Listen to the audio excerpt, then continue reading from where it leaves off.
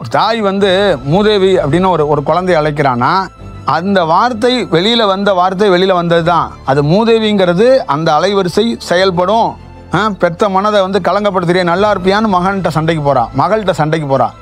அதை என்ன பண்ணுவான், இந்த வார்த்தையை பயன்படுத்திட்டேன், தவறாக செஞ்சுட்டேன், அதை திரும்ப பெற்றுக்கிறேங்கிற அந்த வல்லமை ஞானியிடம் இருக்கு. ஆனால் மனிதனிடம் இல்லை. அதான் பித்ருக்கள் சாபங்கிறது. யாரால சபிக்கப்படுவான்? குருவால சபிக்கப்படலை. பெற்ற தாயாலே தகப்பனாலேயே ஒரு மகனோ ஒரு மகளோ சபிக்கப்படுவான். 25 வயசுல கொடைக்கானலுக்கு போகணும், வாழ்க்கையை சுகத்தை அனுபவிக்கிறதுக்காக போகணும், இறைவனை அனுபவிக்கிறதுக்காக போகக்கூடாது அப்படிங்கிறதான் இந்த மனித சமூகம் கற்றுக் கொடுத்துருக்கிறது. ஒருத்தன் சாராயம் குடிக்கிறவனுக்கும் கடவுளை ஓவரா பக்தியில் இருந்து தேடுறவனுக்கும் பெரிய வித்தியாசம்லாம் ஒன்றும் கிடையாது. புரியுதுங்களா? ரெண்டுமே போதை தான்.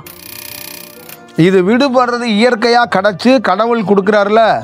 அப்போ என்னையும் உதாசனப்படுத்துகிறாங்க. எனக்கு யார் இந்த உபதேசத்தை கொடுத்தானோ இந்த அண்ட சராசரில் இருக்க அந்த இறைவனையும் உதாசனப்படுத்துகிறாங்க. இரண்டாவது வந்து என் கடமையெல்லாம் முடிச்சுட்டு இறைவனை பார்ப்பேன். கடமை அப்படின்னா என்ன? உன்னை படைத்தது இறைவன், உன் பொண்டாட்டியை படைத்தது இறைவன், உன் பிள்ளையை படைத்தது இறைவன், உனக்கு வீட்டை கொடுத்தது இறைவன், உனக்கு காரை கொடுத்தது இறைவன். தனியாக உனக்கு கடமைன்னு எங்கேருந்து வந்துடுச்சு? தாய்க்கு முன்னாடியே குட்டியை கடித்து தின்னுபிடும் சிங்கம், மான் குட்டியை நிற்க வச்சுட்டு அம்மாவை கடித்து தின்னுபிடும். அந்த மாதிரி நமக்கு எதிரி வில்லன்கள் வெளியிலெல்லாம் இல்லை, நம்ம குடும்பத்தில் தான் இருக்கான்.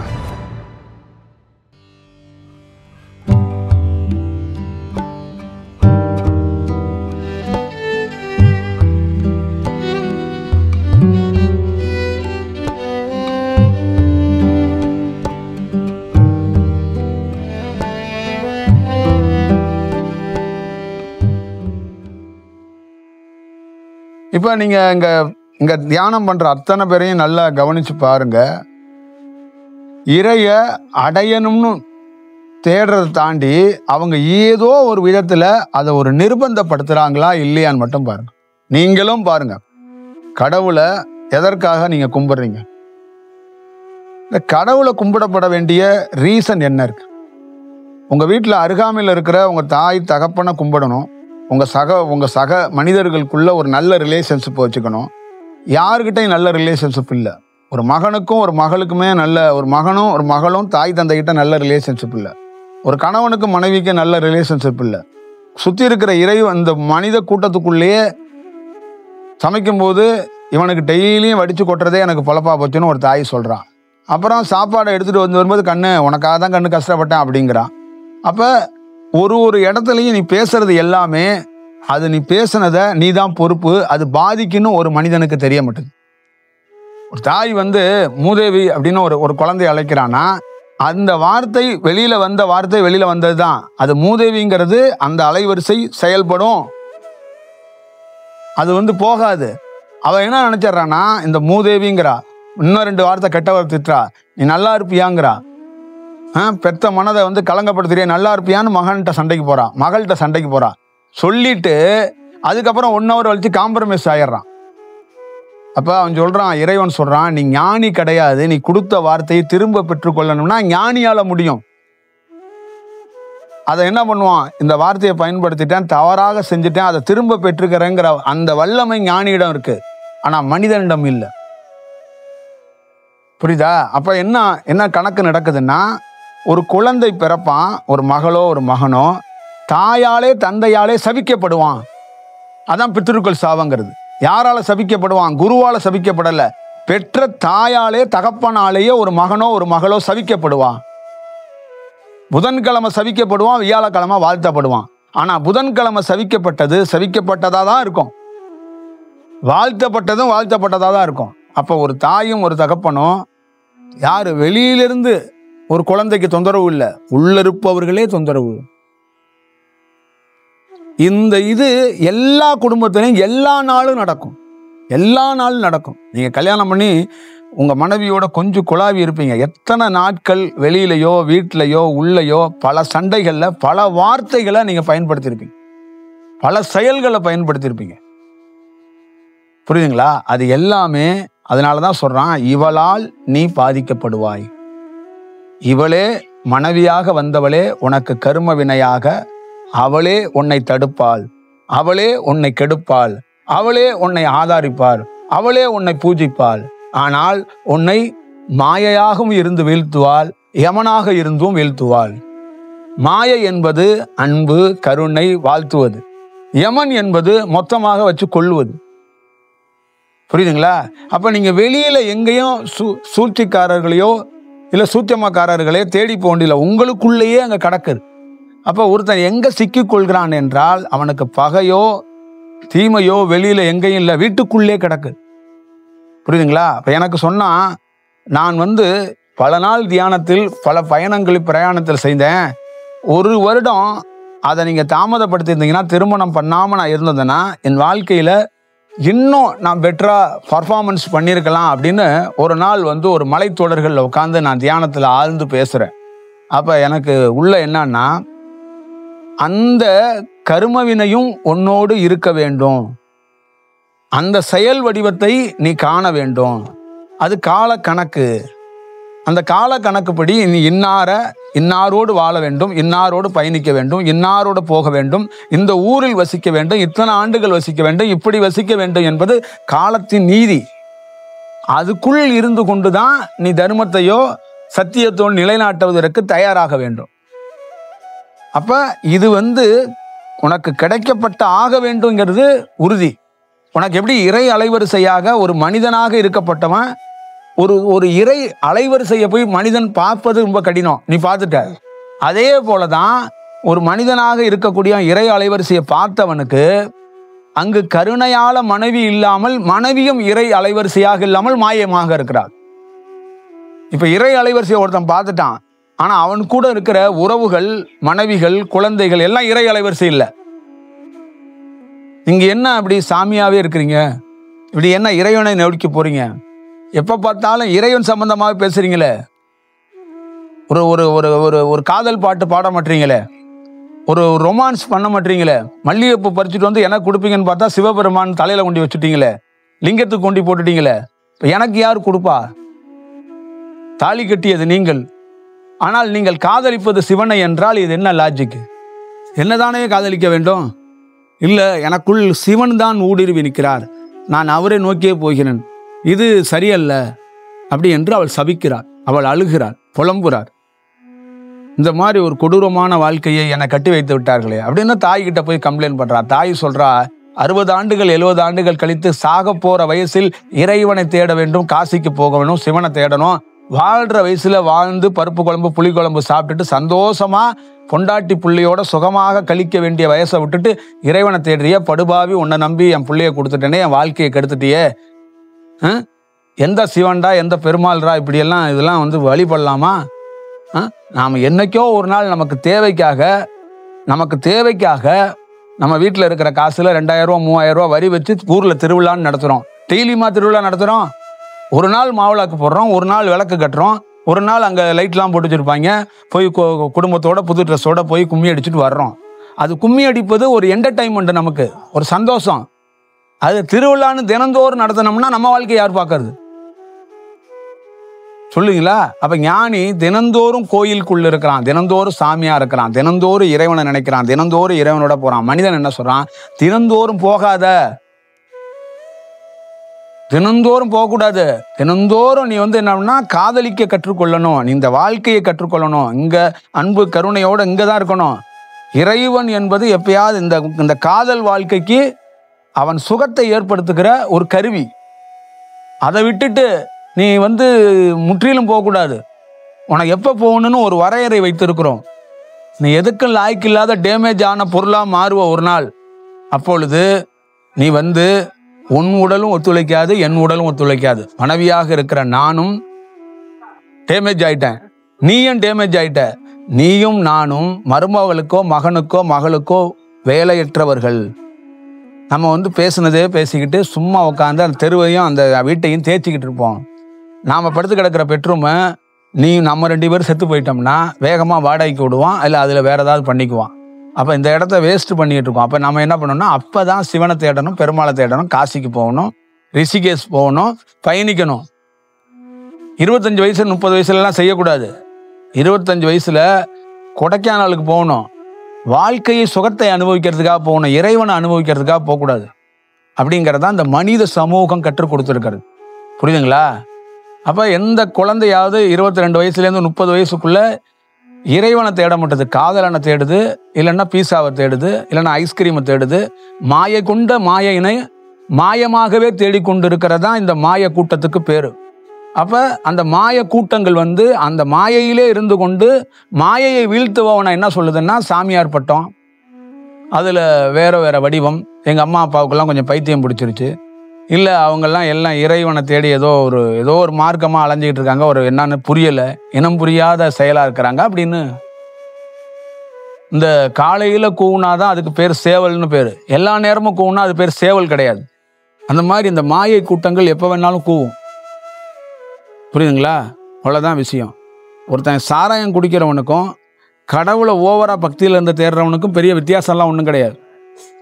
புரியுதுங்களா? ரெண்டுமே போதை தான். புரியுதா? அதே நேரத்தில் தியானம் பித்து பிடிச்சி அலைஞ்சா கஞ்சா அடிச்சுட்டு சுற்றிட்டு இருக்கவனுக்கும் தியானம் பித்து பிடிச்சி அலைகிறவனுக்கும் ரொம்ப வித்தியாசம் கிடையாது. இது ஒரு போதை தான். போதையிலே நீ எப்படி இறைவனை கண்டுபிடிக்க முடியும்? போதையால் எந்த இறைவனை எவன் கண்டுபிடிச்சிருக்கிறான்? நீயே இன்னும் இயல்பாக இல்லாத ஒருவன் ஏதோ ஒரு மாயை சூழ்ச்சியில் நீ போய் இறைவன் அடைஞ்சிருவேன், அதை அடைஞ்சிருவேன், இதை அடைஞ்சிருவேன்னா எதை போய் அடைவ? நிதானம் இல்லாதவனால் எதங்க அடைய முடியும்? இறை அலைவரிசை என்ன சொல்லுதுன்னா, முதல் நிதானத்தை வரவழைத்துக்கொள். நிதானம் இந்த உடல் ஒரு நிதானத்துக்கு வந்துடணும். அதுக்கப்புறம்தான் இறையை பற்றி யோசிக்கிறதுக்கு ஒரு வாய்ப்பை உருவாக்கி கொடுக்கும். நிதானம் இல்லாதவன் இந்த உடலை வச்சுக்கிட்டு என்னத்தை போய் ஒரு செயல் செய்ய முடியும்? எல்லாருக்குள்ளேயும் இருக்கிற கேள்வியை தான் நான் சொல்றேன். நான் இப்போ இது வேணும். அப்போ எவ்வளோ பெரிய கடுமையான செயல்கள்ல இருந்து நம்ம வந்திருக்கிறோம். இப்போ நம்மளை சுற்றி இருக்கிற உறவுகள்லாம் நினைப்பாங்க, நான் என்னமோ தவறான வாழ்க்கையை வாழ்வது போலவும் அவர்கள் மிக சரியான வாழ்க்கையை வாழ்வது போலவும், மிக சரியான கொள்கை பிடிப்போடு இருப்பது போலவும், மிக நுட்பமான வாழ்க்கையை வாழ்ந்து கொண்டு இருப்பது போல அவங்க நினைக்கிறாங்க. நான் என்னன்னா, உறவுகளை விட்டு கல்யாணம், காது குத்து, கருமாதி, நல்லது கெட்டதுக்கெல்லாம் கலந்து கொள்ளாமல் விடுபட்டு நான் வேற பயணத்தில் போறேன்ல, இது ஒரு சரியான வாழ்க்கை இல்லை அப்படின்னு அவங்க சொல்றாங்க. புரியுதுங்களா? இப்ப இது விடுபடுறது கடினம். இது விடுபடுறது இயற்கையா கிடைச்சு கடவுள் கொடுக்கிறார்ல. அப்ப என்னையும் உதாசனப்படுத்துறாங்க. எனக்கு யார் இந்த உபதேசத்தை கொடுத்தானோ, இந்த அண்ட சராசரில் இருக்க அந்த இறைவனையும் உதாசனப்படுத்துறாங்க. இப்படிதான் இருக்கு.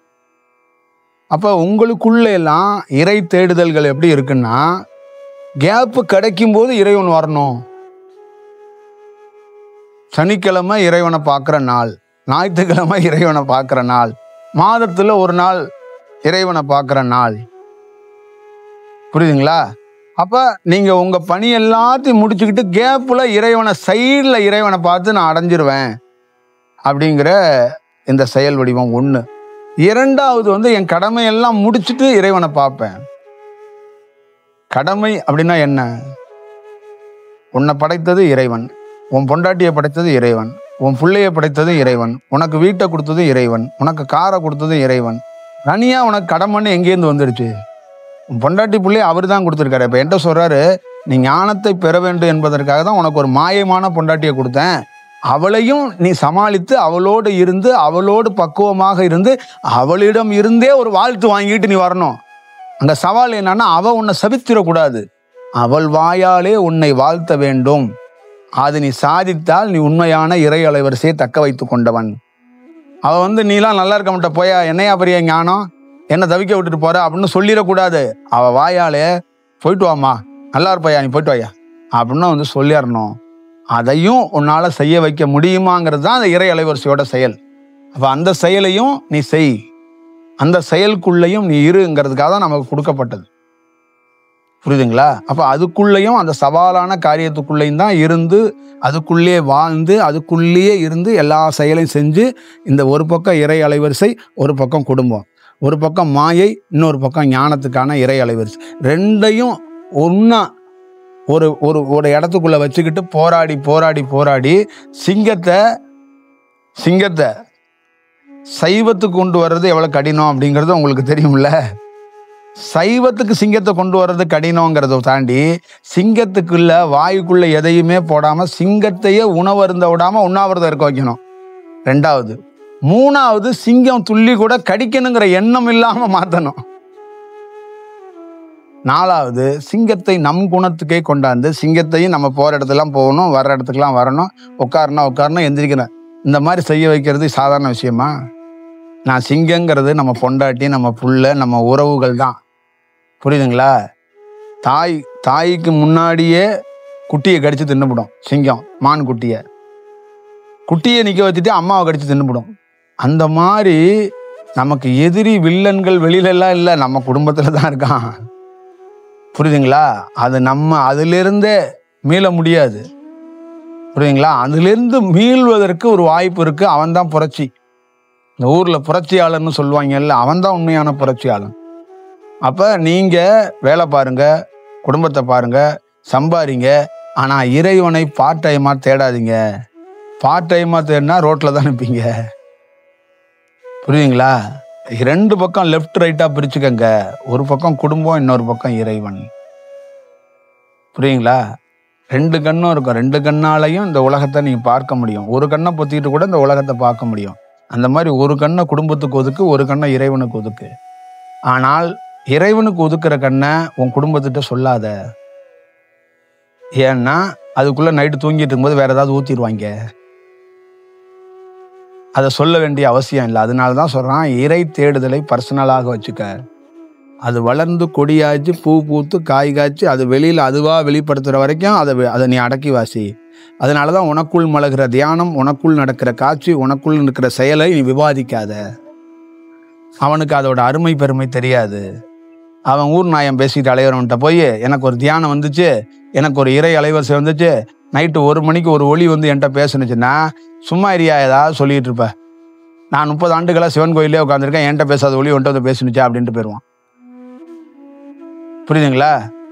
இதுதான் விஷயம். அப்ப நீ வளர்ந்து வர்ற வரை இதை இறை சம்பந்தமா எவன்ட்டையும் விவாதிக்காத. No discussion. அவன்கிட்ட எது டிஸ்கஷன் பண்ணனா, நேற்று என்ன நடந்துச்சு தெரியுமா, எங்க சித்தப்பா வந்தாரு, 10,000 ரூபாய் பணத்தோட வந்தாரு அப்படின்னு அந்த கதையை பேசினா அவன் சுவாரஸ்யமா கேட்பான். அதுதான் அவன்கிட்ட பேசணும். இறையை பற்றி அவனிடம் பேசக்கூடாது. பேசுனா அங்க பிரயோஜனம் ஒன்றும் இல்லை. நீயும் வீண், அவனும் வீண். அவன் ஆல்ரெடி வீணா இருக்கிறவன் தான். நீ கொஞ்சம் வீண்லேருந்து விடுபட்டவன், மீண்டும் அவனோட போய் சேர்ந்து நீயும் வீணாயிராத அப்படிங்கிறது தான் இதோட செயல். தர்க்கத்தை தவிர்த்துக்கொள் அப்படிங்கிறத தான் சொல்றது. அப்ப மனைவியிடம் கூட இறை டிஸ்கஷன் அவங்க விரும்பலைன்னா அது தவிர்க்கப்படணும். அது வீண். அது சும்மா நான் உனக்கு உன்னையும் நான் இதுல இறையில ஆழ்த்துறேன், உருளை வைக்கிறேன், பெரல வைக்கிறேங்கிறதெல்லாம் அது சும்மா முள்ள அள்ளி தலையில போட்டுக்கிற கதை தான். அது தேவையற்ற வேலை. அதை நம்ம பார்க்க கூடாது. அப்பதான் இறைவன் சொல்றான். எல்லா விவேகானந்தரை உங்களுக்கு தெரியும். விவேகானந்தர் தாய்க்கு 1 நிமிஷம் ராமகிருஷ்ணர் இப்படி கையை காட்டி மாற்றி கொண்டாந்துட முடியாதா? ஒரு செயல் செஞ்சிட முடியாதா? ஏன் ஊர்ல இருக்கிறவன் எல்லா பேரும் சோறாக்கி போட்டானே விவேகானந்தருக்கு, ஏன் அவங்க தாய் சோறாக்கி போட வேண்டியதானே? அதே ஆசிரமத்தில் இருக்க வேண்டியதானே? இதை பண்ண முடியாதா? விவேகானந்தருடைய திறமையில தியானத்திலிருந்து பண்ணிட முடியாதா? இல்ல ராமகிருஷ்ணர் பண்ணிட முடியாதா? இல்ல காளி பண்ணிட முடியாது? ஏன் பண்ணல சொல்லுங்க? ஒரே கேள்விதான், ஏன் பண்ணல? அது வீண். அவங்க என்ன வேலைக்கு வந்தாங்களோ அந்த வேலை தான். புரியுதா? ஞானியை பெற்றுட்டாங்கிறதுக்காக அவங்க ஞானி ஆக்க முடியாது. ஞானியை கல்யாணம் பண்ணிக்கிட்டாங்கிறதுக்காக அவங்களையும் ஞானி ஆக்க முடியாது. புரியுதுங்களா? இந்த திருவண்ணாமலையில நிறைய ஞானிகளுக்கு சோறாக்கி போட்டவங்களுக்குலாம் கோயில் கட்டிட்டு இருக்க முடியாதுல்ல? சொல்லுங்க, நீங்களே சொல்லுங்க. அது கணக்கு வேற. அதான் அவர் சொல்றாரு, உன்னோட இருக்கிறது யாரு, உனக்கு எதிரில் இருக்கிறது யாருங்கிறத உன்னால அறிய முடியாது, நான் அறிய வைக்கிறேன். அப்ப நீ அதுக்கேற்ற மாதிரி பயணத்தை தொடரு. இதுதான் ரொம்ப முக்கியமான வாழ்க்கையோட விஷயமா இருக்கும். இப்ப நம்ம எப்பயுமே ஒரு வேலை செய்யறது என்னன்னா, எல்லா நாளும் ஒரு பணி செய்யணும். ஆனா அது ஒரு வேலையா இல்லாம அது இயல்பா இயற்கையா அதோட ஒன்றி போற மாதிரி ஒரு சூழலை உருவாக்கிக்கணும்.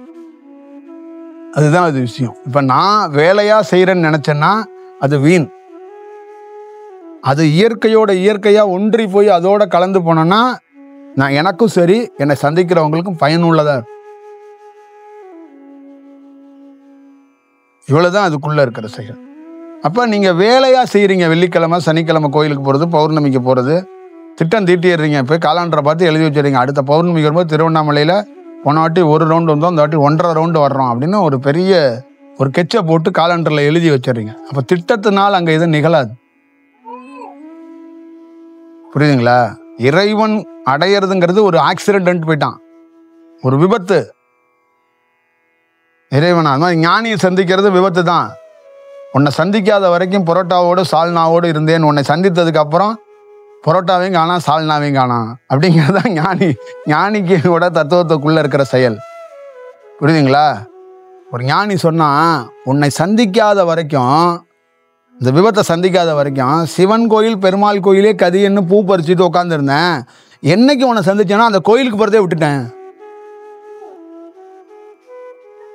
அப்ப பார்த்துக்கணும்.